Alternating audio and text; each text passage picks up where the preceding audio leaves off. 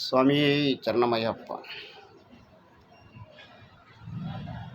ఈ ప్రపంచంలో మానవాళి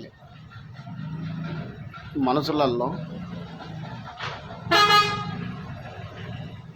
అందరికంటే బలవంతుడు ఎవరు? బలము ఉంది కదా అని ఎదుటివారిని కొట్టడం కానీ, ఎదుటివారిని బెదిరించడం కానీ అందులోనే బలం ఉంటుందని కొంతమంది నమ్ముతారు. కానీ బలము అనేది అహంకారం అని.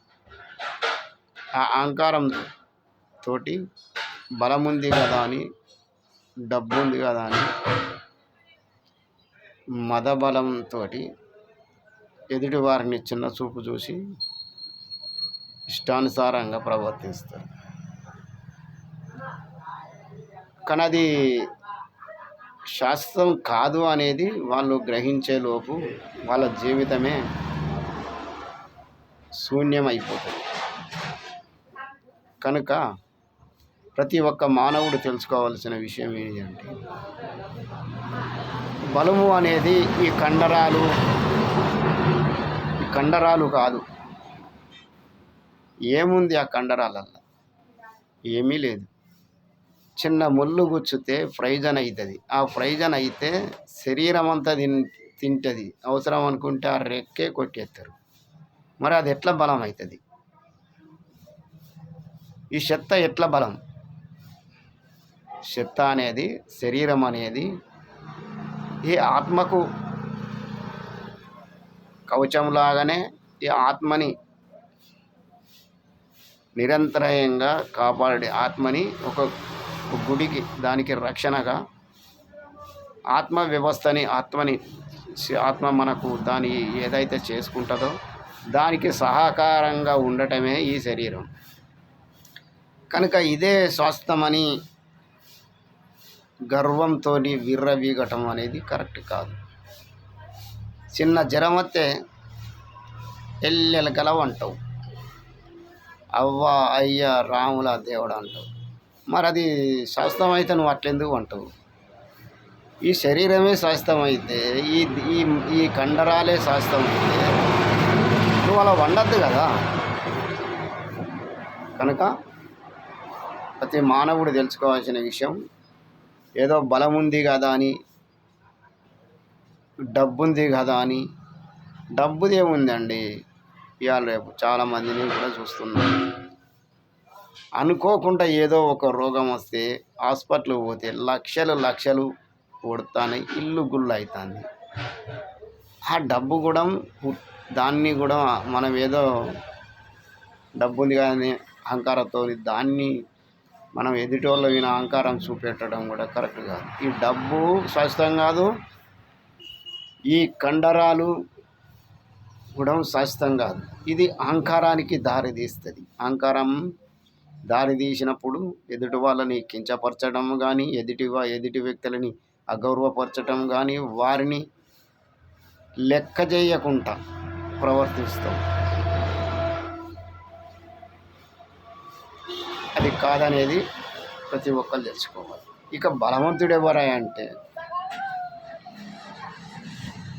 నీకు బలం ఉంది కదా అని ఆ నీకంటే సరే శరీరం తక్కువ ఉంటుందో, చిన్నోడో పెద్దోడో బక్కోడో పలచనోడిని కొడతావు. ఆయనకి బుద్ధి ఉంది కనుకనే నీ వీరికి చెయ్యెత్తాడు, నిన్ను దూషించడు. తద్వారా నీ నుంచి ఎట్లా రక్షణ పొందానో గమనించి, నీ నుంచి అపాయం జరగకుండా చూసుకొని అక్కడ నుంచి జారుకున్నోడే బుద్ధివంతుడు, బలవంతుడు. జ్ఞానంతో, ముందు చూపుతోటి భవిష్యత్ ఏందనేది తెలుసుకొని, భవిష్యత్తులో మనకు రాబోయే దుష్పరిణామాలు కానీ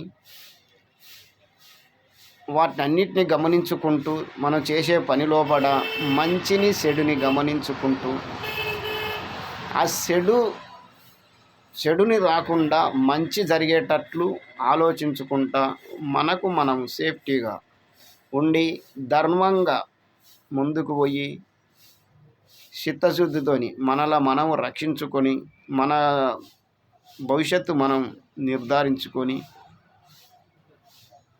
ముందుకు సాగటమే అసలైన బలవంతుడు, అసలైన జ్ఞానవంతుడు. అందుకనే బుద్ధితోని మెదలాలి, జ్ఞానంతోని మనం వ్యవహారం చేయాలి. అజ్ఞానాన్ని తొలగించుకొని విజ్ఞానాన్ని పెంచుకొని బుద్ధి బలముతోటి ఈ సమాజంలో బతుకుతేనే నిజమైన బలవంతుడు, నిజమైన వ్యక్తి, నిజమైన మానవుడు కూడా. అందుకనే అందరికీ నమస్కారం. జై స్వామి చరణమయ్యప్ప, స్వామి చరణమయ్యప్ప. బలం అనేది స్వస్థం కాదు, డబ్బు అనేది స్వస్థం కాదు. ఆ రెండింటిని పక్కన పెట్టి మానవత్వంతో ప్రతి ఒక్కరు ప్రతి ఒక్కరు మానవత్వంతో మెదిలితేనే అందరికీ గౌరవం. అందరూ ఒకరికొకరు, ఎవరు శత్రువులు కూడా కారు. అందరూ మిత్రుత్వంగానే బతుకుతారు. స్వామి చరణమయ్యప్ప.